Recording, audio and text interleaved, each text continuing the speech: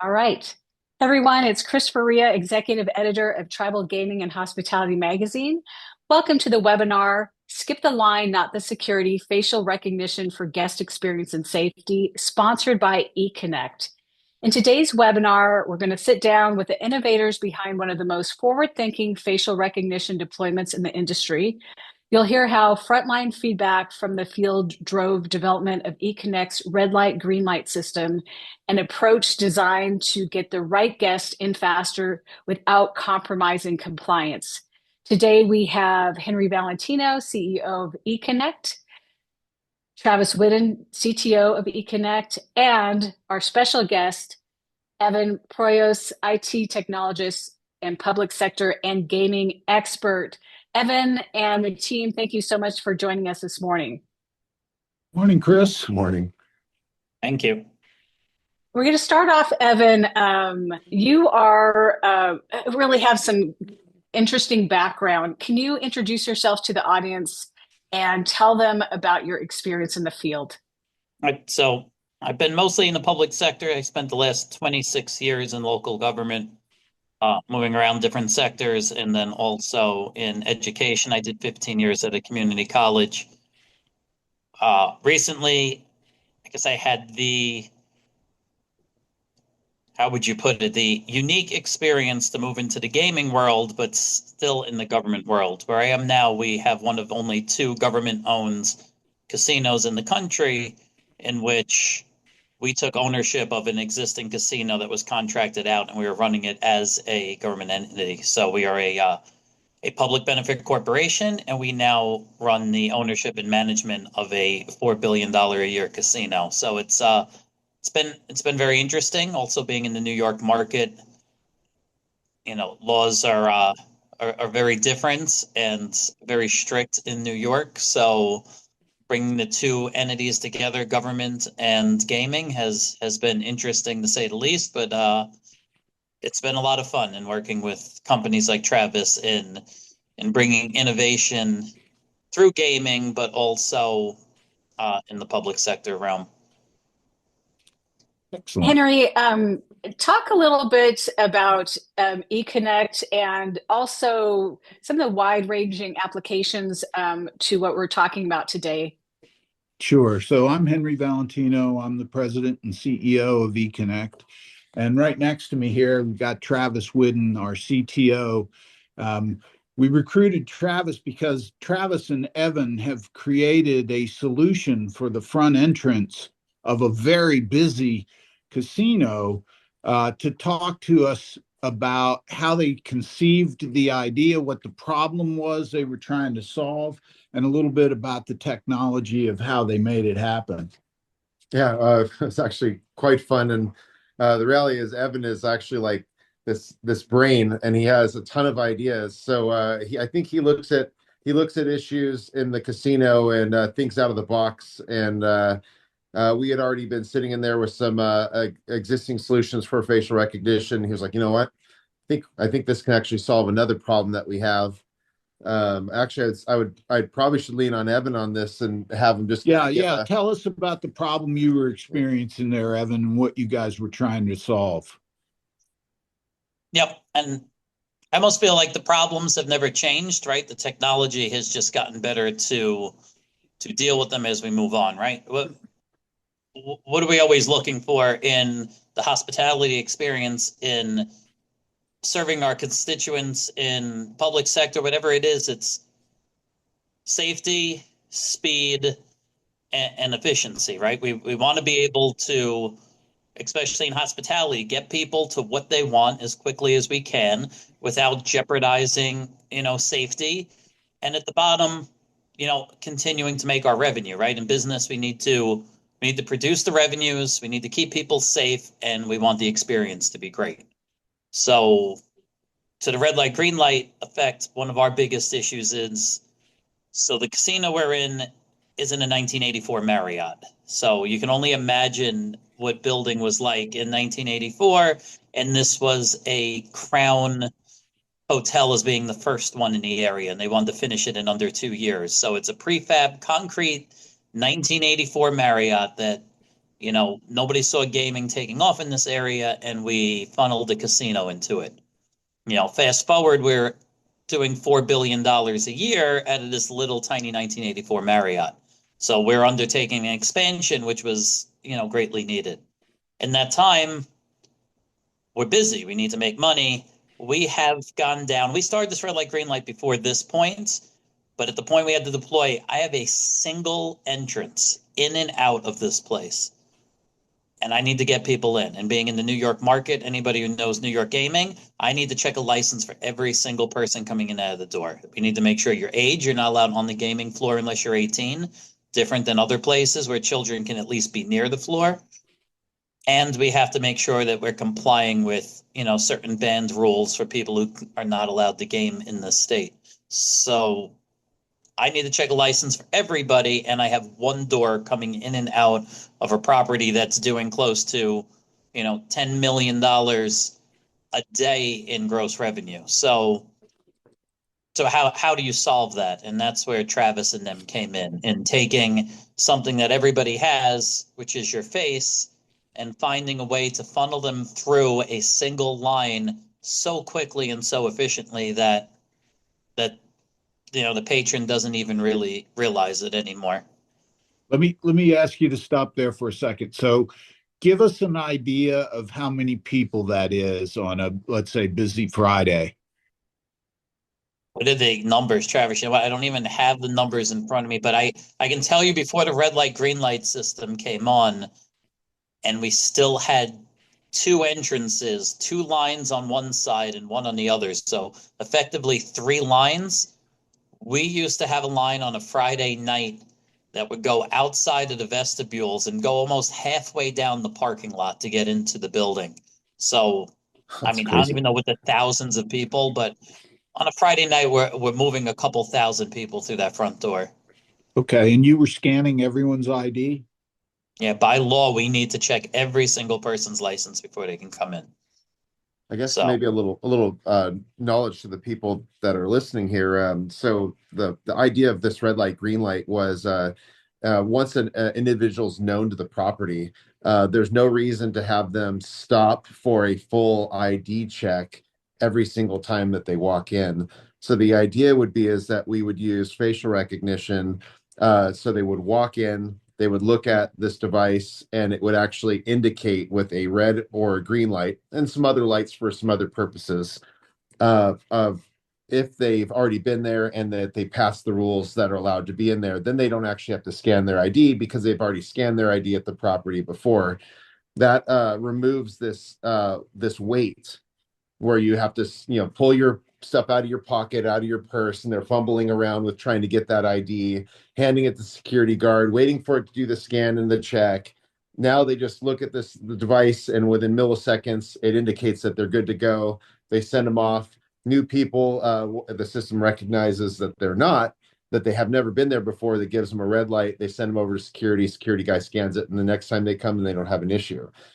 So let me get this straight. The customer comes to the property for the first time, they use their ID, they get registered, then they come back to the property the next time. They don't need their ID because their face is matching at the entrance. Exactly. And even that piece of the technology, as simple as it sounds to explain it, is very intricate and amazing. Because I come in for the first time, I have my ID out. It's going through an automated scanner. You're dipping it. In the background, it's taking that license. It's taking all of the data off the license. It's databasing them. eConnect is creating them an account. It's taking the face from that license, as a trigger face. It's then also adding the face from the camera because they just walked in and creating them a profile on all of their pictures. So the next time they come in, they've already have a profile with all of their information set up. And yeah, next time, as long as they're clear, as soon as they walk through the door, a light's going to turn green. They're going to make a left turn and just go straight in without stopping at security. And in the background as well, that's now taking all of that info and checking them against a New York State gaming bans list to make sure that they are allowed to play as well. So it seems very simple, like we're just getting licensed the first time, but in the background, it's doing a ton of work as well.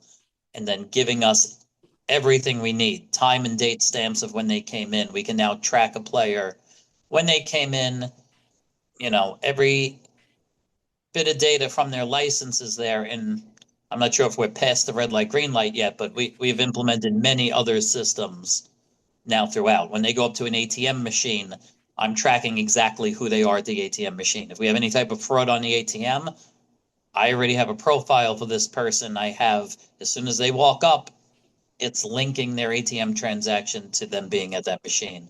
Same with cashing in at the cage. As soon as they walk up to the cage, we have another facial stream that's identifying who they are another time to make sure they are who they are. And if there's ever an investigation, I can see pretty much without a doubt who was standing at that window. Yeah, Evan, I know there was another idea that we're working in the works for, but I thought was really unique was you guys have a rewards desk also. And now that they're already known to the environment or the system, you could actually use it to be able to give out the rewards faster. Is that how that worked? Yeah, so once you develop as much as we did, it's amazing because now I have who you are associated to your face. And where you might have some people saying, well, is that intrusive? Not really. It depends on how you're leveraging this data. What we're doing is leveraging the data we have in-house to make the patrons experience better. So we do a ton of giveaways here. We're known for our marketing department. Our point system is great. A big thing, we come up with great giveaways, but to award somebody, we need to know who they are, right? So you play, you earn your points, you earn your giveaway, you go downstairs to get it. And like we said, we're very busy. So as much as we had that line at the front door, when we're giving away a cooler or a pocketbook or whatever it is, sometimes there is a line. It could be 20, 30, 40, 50 people waiting to get. The biggest thing is they need to walk up and identify who they are before they can get their award. So, right, Travis and I get to thinking, well, we have their face already, we have their info, what can we do? So what we created was a stands camera that will sit right at the marketing line.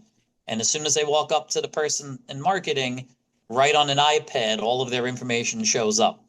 So right now they hand them the ticket that they printed out. She just looks down, the names match, and hands them instead of having to show an ID, have to squint, look at the ID. And my population here of players ticks to the older side. We're in a baby boomer generation area. Our players are more in the retirement phase. They're more commuter players, right? We're not Las Vegas. We don't get a lot of travel. We get a lot of locals, and we watch them. They struggle. They have to fumble for their license. They have to go through their pockets. It made life harder for everybody. Now they don't even have to think about it. I just walk up, I grab my giveaway, and I walk away. So again, we're satisfying all those things. We're satisfying the business need that I'm not giving away items I'm not supposed to the wrong person to maximize profits on my side. And I'm maximizing the experience for the patron where they don't have to fumble for their license. They don't have to prove who they are. All they have to do is grab their item and go. So again, these are technologies that everybody wins. So question now about the technology. Some of our customers and prospects have expressed a concern that maybe the match rate is not good enough and they end up being unknown or they end up being slowed down. Since you have the ID, how good are you finding the match rate, and what did you have to do at the entrance, if anything, to make it work? The match rate's actually been really good and better than we thought. We had to turn it down. It was a little too sensitive at the beginning that we were having people who weren't people that it was questioning. So once we had it fine-tuned in, right now we have 2 issues that led to investigations here on people, and both of them ended up being identical twins. The laughable part of it is that eConnect picked up on it, so it knew something was wrong. And one of the major issues on why it didn't do what it was supposed to is the identical twin actually showed up for the first time with the other twin's license and created a profile with the wrong picture. So it's funny because the security guards and nobody caught this because they're identical twins. And that actually threw off our system because this person came in and created a profile with a picture that wasn't them.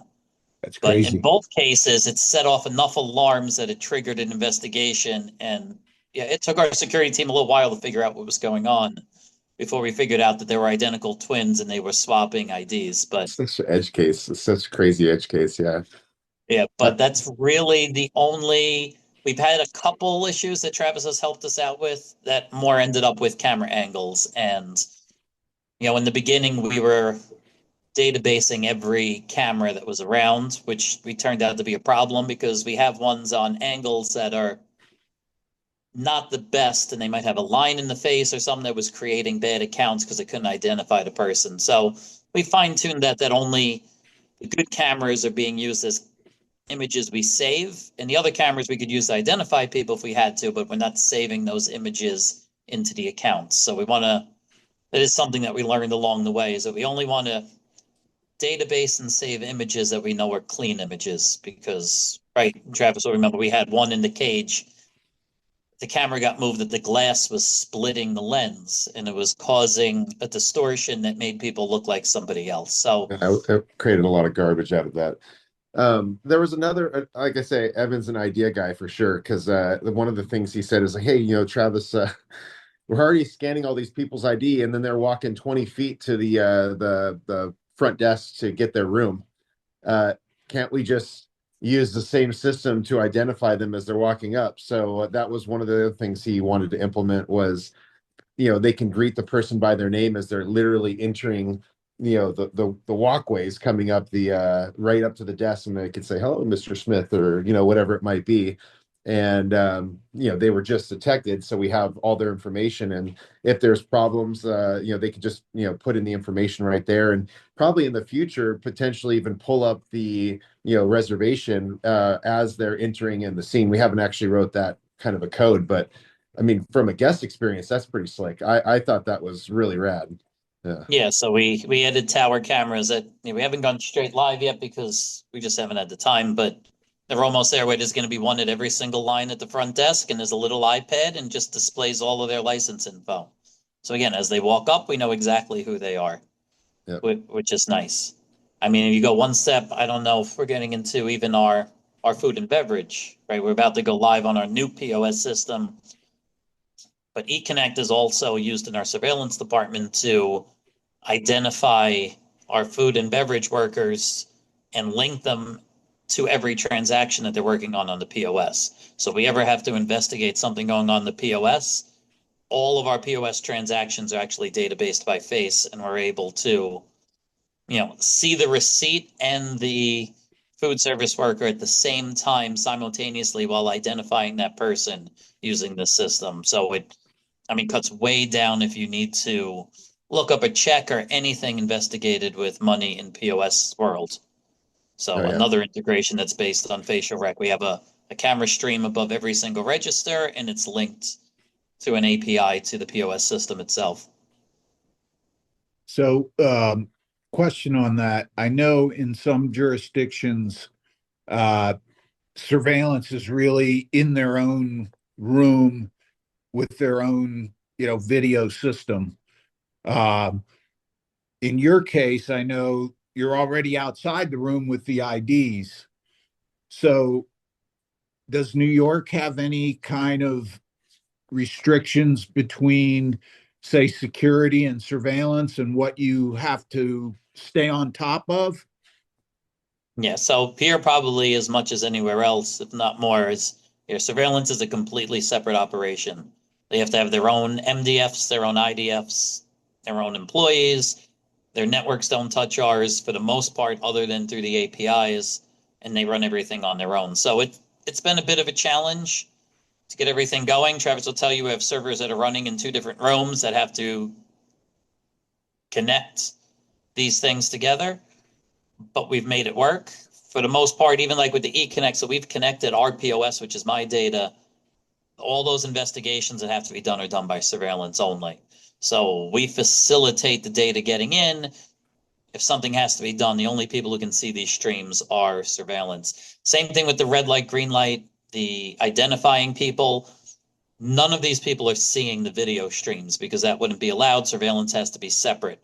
The security guard at the front door only knows who this person is. The light will change the color or the iPad will pop up with their data, but at no time are the front desk, marketing, the security actually seeing the live streams of these cameras. They're just manipulating the data through the APIs. So it allows us to keep surveillance separate while providing information to the front end workers who need it.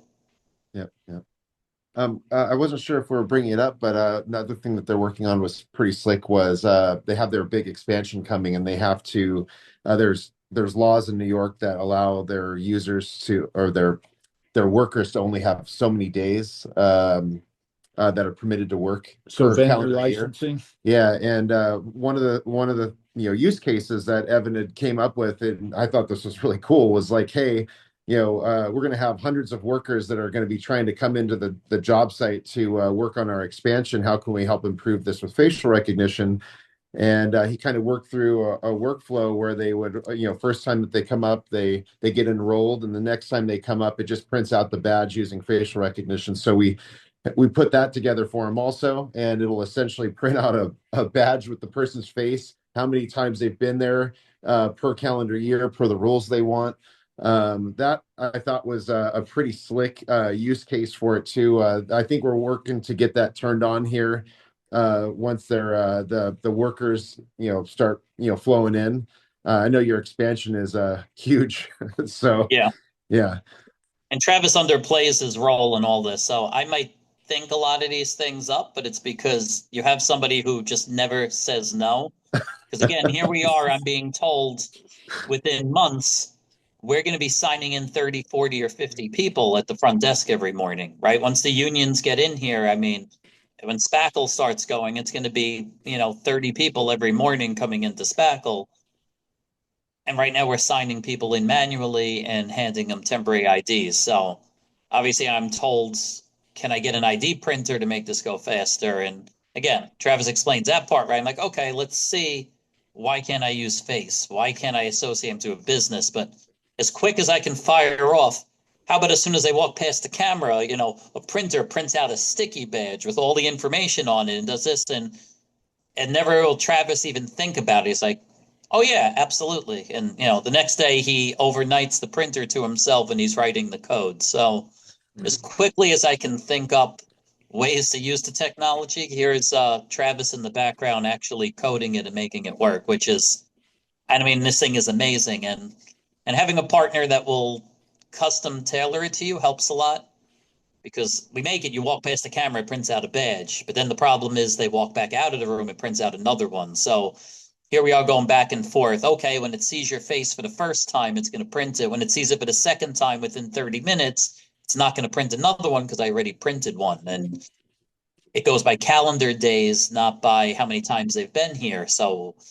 right, I have to link how many calendar days they walked in, so I have to reset that. And it's calendar days per year, so I need to know to reset their total count on January 1st, not 365 days later. So all these little nuances to get in there.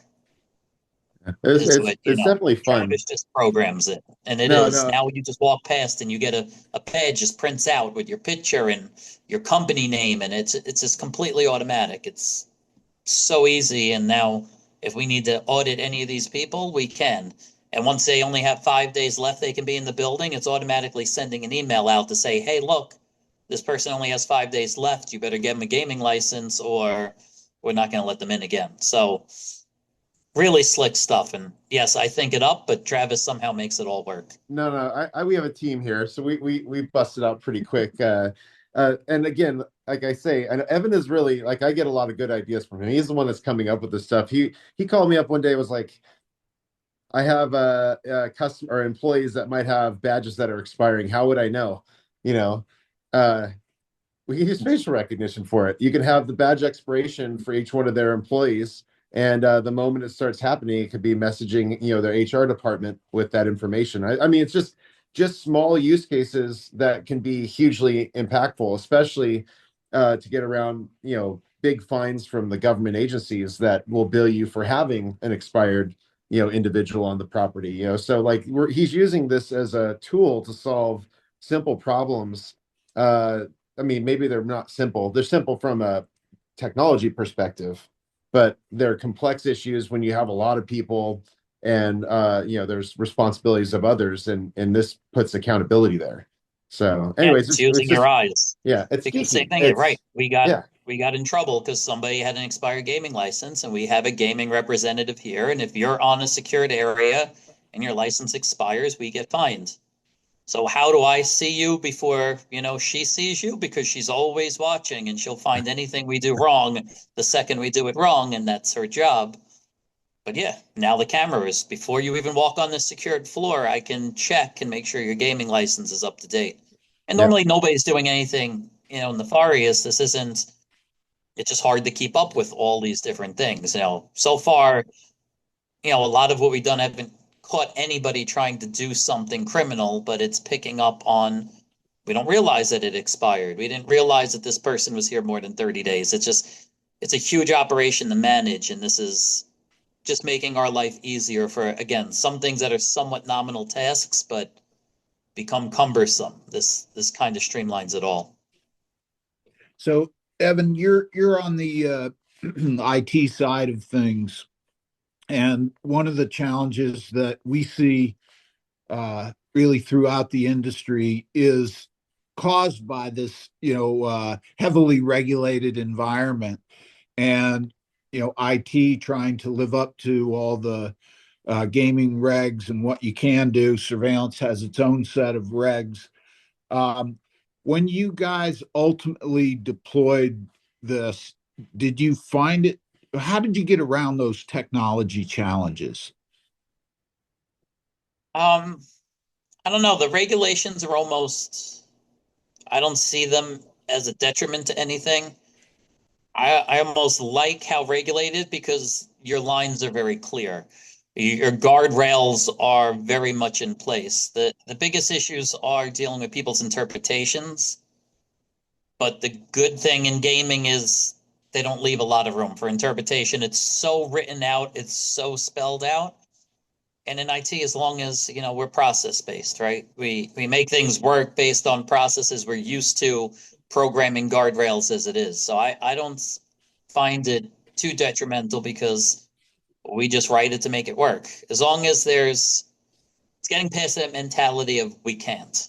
Some people say, well, the regulations say we can't. Well, no, that's not true. We have to sit down, we have to read the regulations, and we have to make it work. And so far, and maybe Travis can speak more to this, what we did with New York State and bringing the ban list into the 21st century here is helping. And I think from the gaming side and the regulations, I can't speak for them, but from my interactions with them, they're happy with the things we're doing.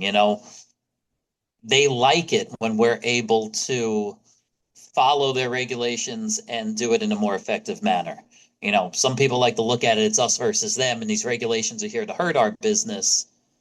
But no, same thing. They're here to keep us safe. And the lucky part about people like, Travis and I and people in technology is we get to take what other people see as roadblocks and turn it into, a positive. We're taking these regulations and making it seamless for the customer, which means look at what we just did.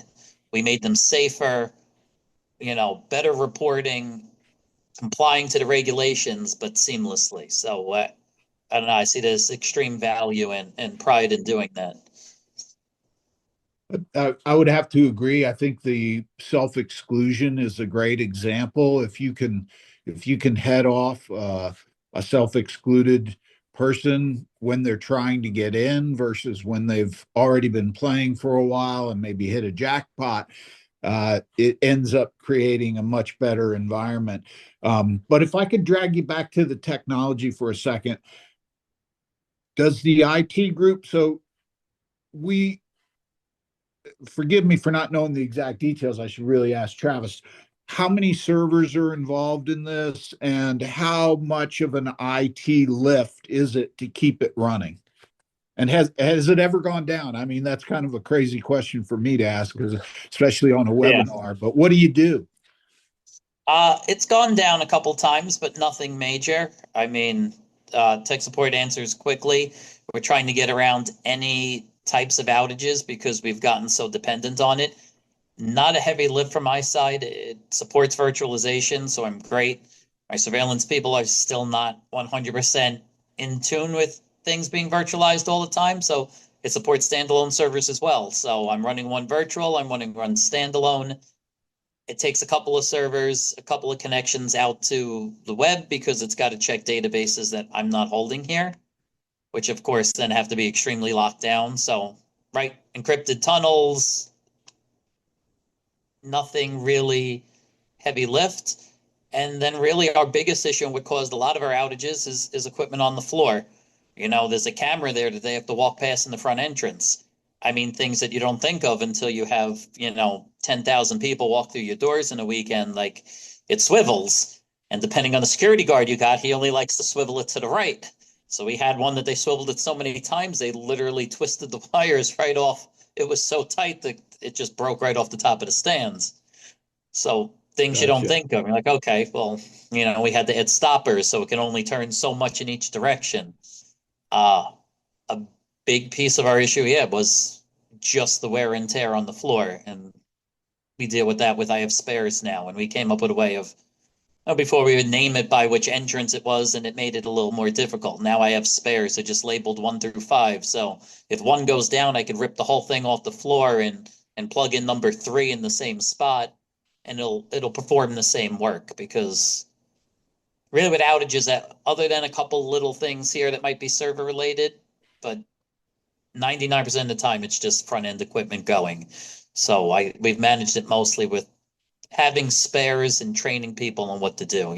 Our front door is so busy, there's a second one standing by at any time. The first one goes down, they just shift the line over 2 feet and they keep going. So I would say there's one other thing that everybody seems to have some real interest in. We haven't done it yet at the property for them, but we've talked about it. Is since we know who everybody is in the property, we could technically tie their player information, like their player card number associated to it, if we wanted to. They'd be able to then find who's carded versus uncarded players that are coming back and forth, who's new, how many signups versus how many didn't have a card when they first got started. There's a whole bunch of ideas that might help the casino get a better handle on how many people are, new or return players that don't have a card versus, when do they get them signed up? How long they've been here before they finally signed up for the player's card? I mean, that information is available to be done. It just is just another integration into the system. That was also an Evan idea too. Was yeah, a being lot able more to, of that is social. yeah, Unfortunately, the yeah, data's yeah. here. We can mine it however we want. We're in a very unique market. We're running at like 30% carded. We're lower than most casinos. We're in an area where nobody trusts the government and nobody wants to give an ID. You know, People, no matter what they get free, as much as it's funny because we have so much with the people who do the points and who love it here, I guess because we're just so busy. I mean, they're so engaged, and our points program is second to none.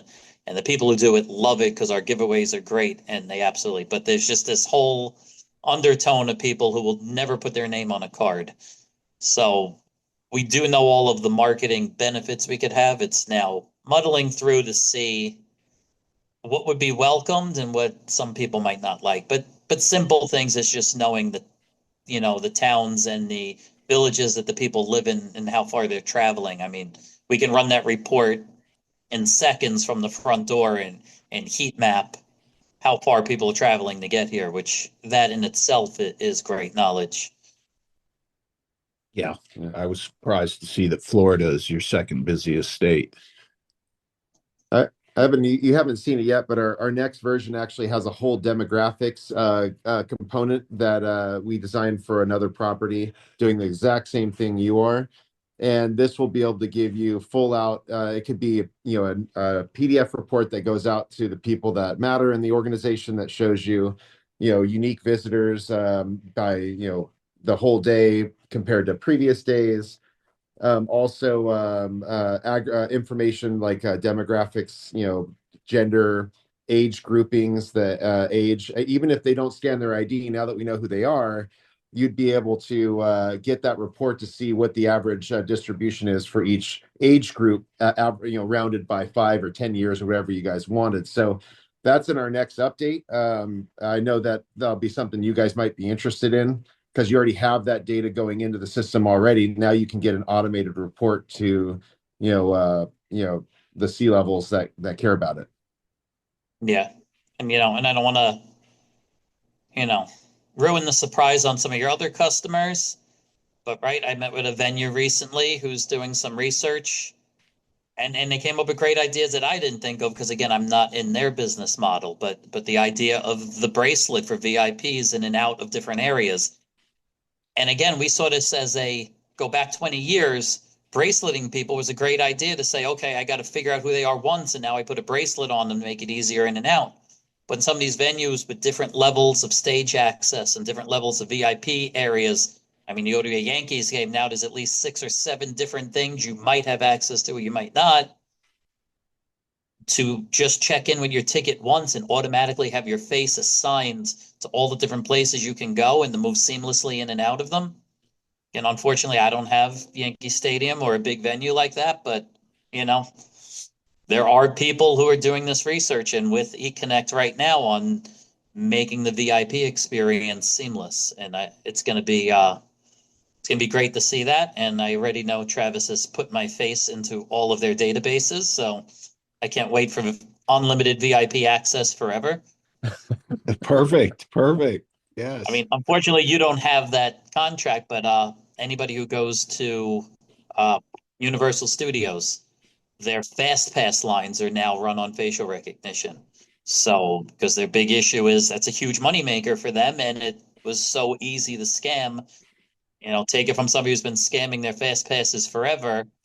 I mean, it's kind of horrible now. There is no way around it, but they are now using facial recognition for fast pass on their ride queues. So, I mean, the more we embrace this technology, I think the better it's going to get.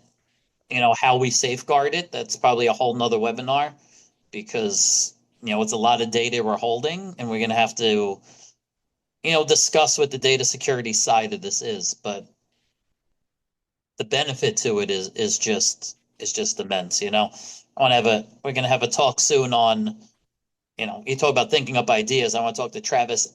I start thinking about all these things we're doing in hotel entrances. I mean, we have the capabilities probably of disrupting the entire child human trafficking trade. If you think about what we're doing and how we're able to do it. And, I watch these posts go out there and I look and I say, well, if we had strategic cameras in certain places, think of how well we're doing at the band list, what we could do if we start tackling other huge real world problems like that, tracking train stations for child's faces who are being trafficked. I mean, there's just unlimited possibilities. And like I said, maybe right now we're solving issues for gaming, but I come from the government sector. The more there's money in gaming, and that's the greatest thing, but the more we develop these applications that are going to make the customer experience better, the more we're also developing these to, solve other real world problems that are out there, which is great. Just to get a frame of reference, how big is your IT team? You don't even want to know. It's very hard to get qualified people right now, and we're always starving. I mean, we're running on a team of 9 right now. And I just went to visit a casino in New Jersey, and they couldn't believe, because I also don't have a corporate structure. They're like, okay, that's good as long as you have other people to talk. We do everything in-house. Other than our security SOC, we are handling all the system development now in-house. We are doing all of the infrastructure, all of the networking. We're doing all of those services now in-house with internal employees. So it's a lot that we've been biting off, but it's given us immense control over the systems and being able to fine-tune and deliver it the way that we want. So it's fair to say that modernizing IT doesn't always mean you're going to need, twice as many people to do it. In fact, if it's done effectively, modernizing could help you be more efficient. Yes, definitely. I mean, and on this side, it helps everybody be more efficient. Yours. I mean, the IT side of this has been relatively easy for us, which is nice. your team puts it together well, and the platform is more mature than some other ones. You know, I've branched out into, doing everything myself, and first time in gaming, I have some other things I've implemented that aren't quite as mature as you guys, which is a lot more challenging for me. Your platform is very straightforward, which doesn't really add a lot. It's more the thinking things up and developing side. But yeah, it hasn't added much, but it saves quite a bit down below. And we're a full union shop, right? We're in New York. We use union for all our front end employees. And none of this is about replacing them, but it makes their lives easier, which is great. So it hasn't made people more stressed. It helps the restaurant run better. I mean, our security team is beyond grateful for this. It makes their lives a million times easier. So again, none of this has been about getting rid of anybody, but it has made everybody a little more relaxed in their job because it has helped them a lot. More efficient. Yeah. Good. Good. Very good. Chris, did you have any feedback Oh, yeah. for us? Yes, we have questions. It looks like over 40%, 42% of our audience does not have facial recognition, but about 37% are planning to use it. And we've had numerous webinars, and what we're learning is it's facial recognition, it heightens security, helps guest service, the speed of getting people on the floor. So I don't know if this is a you question or audience question, but what are the barriers of entry? Is it so complicated to get permits? What do you think is the stall here for more folks not having this in their casinos? On my side, I don't know what your experience would be, Travis, but what I've seen in other places on technology like this, luckily it was started as I walked in, so I didn't have to do the hurdles. I've seen hurdles on things like this. One, legal. If you have a good attorney who supports what you're doing, can understand it, it's great. I've been in other entities where you have an attorney that doesn't want to look at anything, and automatically something like facial recognition could scare away people because of privacy issues, and they don't even want to look at it. So I would say, obviously, we know it's everywhere. The TSA has it now. I mean, it's been tested, it's true, but if you have a legal team that doesn't want to explore that, you're going to hit a roadblock there. Cost is always there, but I find the cost to be very minimal, especially if you take the benefit into account. This costs a lot less than I would have expected it to. So, I mean, that's always a barrier. Privacy concerns. I was on a think tank call this morning talking about school districts, and where I think this would be one of the greatest things school districts could ever implement. The abilities to track parents in and out where we have abductions in schools. The ability to track students that might be troubled. And I mean, I think this could be amazing, but I know the pushback there because of the privacy concerns are going to be huge. So we were just talking about today, and I don't know if facial rec is ready for the K through 12 space yet. But the lucky part in casinos, you don't have to play. You're coming here at your own free will, and especially in New York, you have to show your ID anyway. Yep. I know who you are, so a lot of those privacy concerns are null and void right there. And when people ask me about facial rec now, I just tell them, you know what? The TSA implemented it. So if you've ever flown on a plane, it's too late. The government knows who you are. You might as well just give up now and make your life easier by using the technology, because there's no hiding from it anymore. And I think it's so common. People need to learn that there's no way to use it against you. And I think that's coming. People are getting more at ease with these emerging technologies right now. Well, it's also important that it be accurate. And you described a scenario where it's been extremely accurate, but you did also come across a couple scenarios where it wasn't, and your people had to work through that with the patrons, and ultimately you discovered they were twins, and so that was super interesting. But if you weren't like any problem in a busy environment, if you have people that are trained properly to go up and politely and professionally discuss the issue, then usually it's resolved right there. Chris, I think one of your answers is just timing. In our industry, everything is typically an annual capital purchase that ends up getting planned once a year. It's rare that something come in the middle of a year that's already been planned out. So I think you see last year when we did the survey, we saw that 70% of the casinos still didn't have it. Just the results of this simple survey is indicating that more and more are getting it. And I think Evan describes, beautifully all the reasons and benefits why.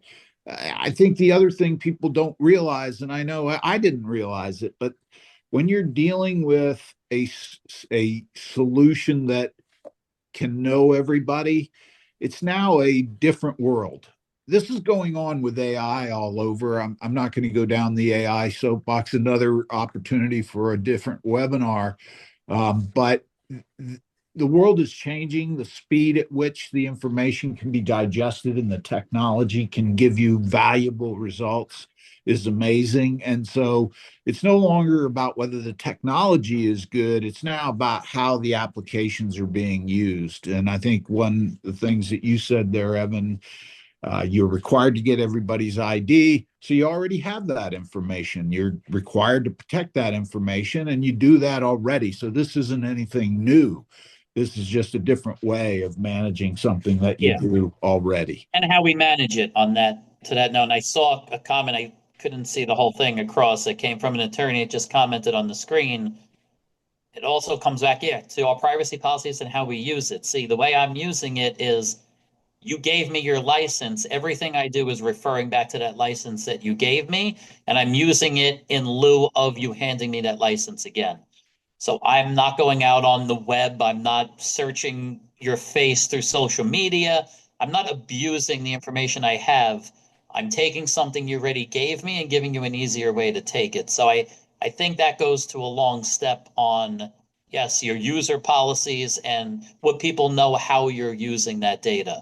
I don't think they would like if I was taking their face and doing other things with it. But like you just said, they gave me their license, I have it, and all I'm doing is every further transaction within the building that would require a license, I'm making it not required. So yeah, I think that is another big piece to keep people at ease is knowing what you're doing with their data and how you're using it. We're not sharing it with, even though it could be helpful, I'm not sharing it with law enforcement, or it's not something that's in place. It's being used for us. If it was people knew I was taking their faces and their license and sending it all over the place, they may not be as, and that's going to be another big piece is how your policies are written on how that data is used. And Michelle had a question. We're talking about privacy issue. And for you, Evan, you're in New York. People are used to giving their license in tribal casinos.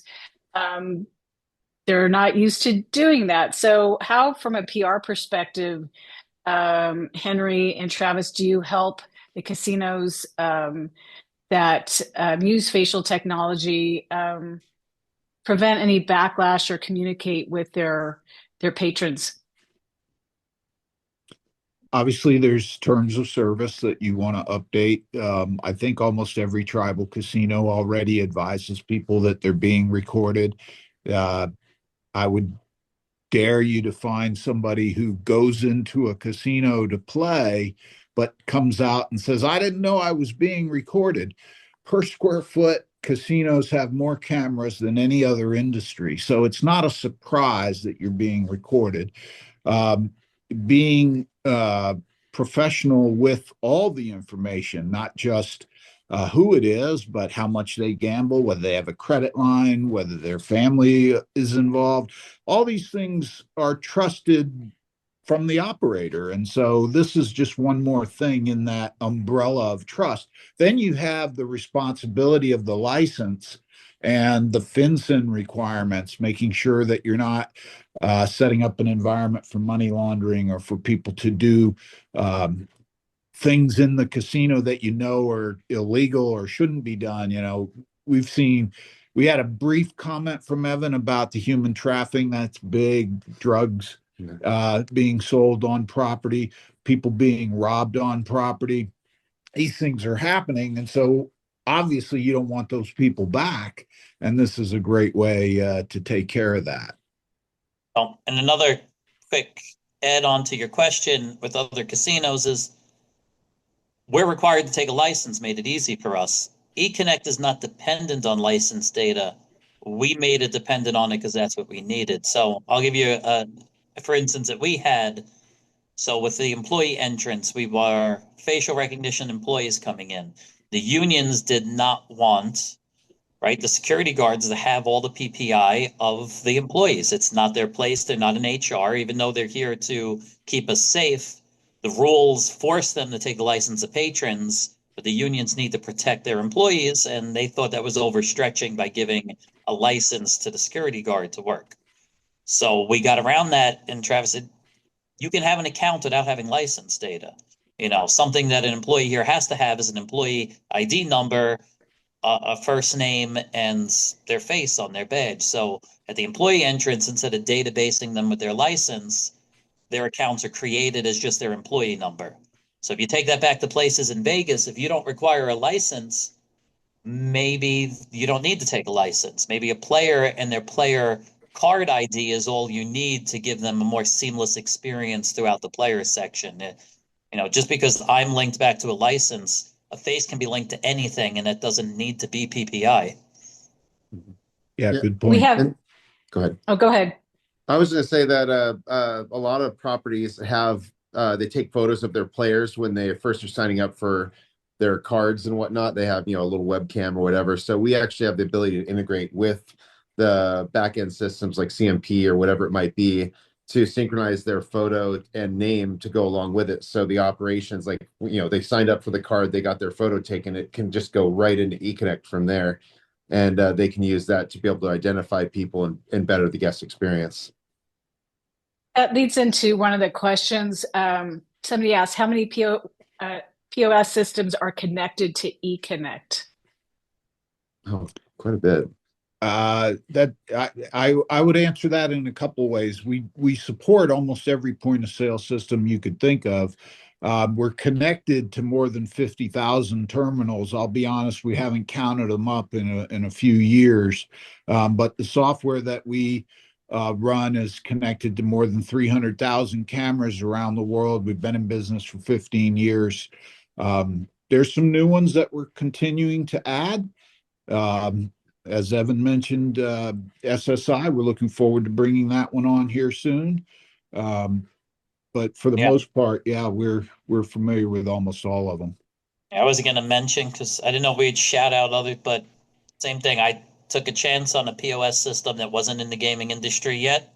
So none of these integrations were there. And it's taken a little bit of time, but it's being integrated with eConnect. So what I found is as long as you have something that's good that has an open API, it doesn't really matter, because this is, again, we brought them a POS that they've never worked with before that was not in the gaming industry at all, and it's going live. So I would say if you have one that's not already working, they'll make it work. Yeah, most of these people want to work with us too. I mean, we have such a large footprint in the casino space today. It's the standard. We've managed to make a standard around the point of sale side of loss prevention. That is, where we started. That was our bread and butter for everything, right? So we have a lot of experience in that space, and all the major casinos usually have one of, maybe 3 or 4 big playing systems in there, and it's rare that we fall outside of that anyways. Yeah. Randall wants to know, Travis, what are you most excited for on the facial rec front as a developer? Well, excited for, every time we get excited, we start coding it. So it's I think what it is actually getting an opportunity to hear how, like Evan is a perfect example. Evan, like I refer to him as like the idea guy, because he'll call me up out of nowhere and be like, "Hey, I have this problem. Can we solve it with facial rec? And we kind of like sit and think through it. I'm like, my gosh, we already have this data.